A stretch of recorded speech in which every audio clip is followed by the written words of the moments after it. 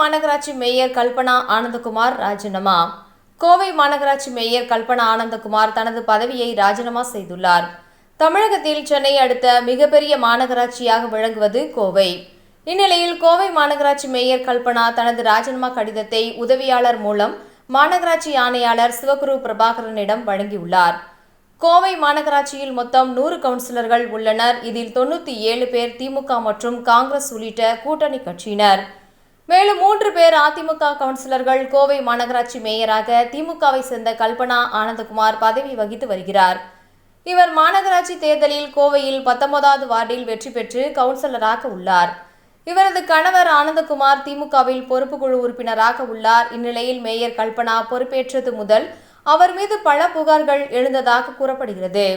இதனால் திமுக கவுன்சிலர்கள் மட்டத்திலும் நிர்வாகிகள் மத்தியிலும் பெரிதாக நம்பிக்கை பெறவில்லை என்று கூறப்படுகின்றது.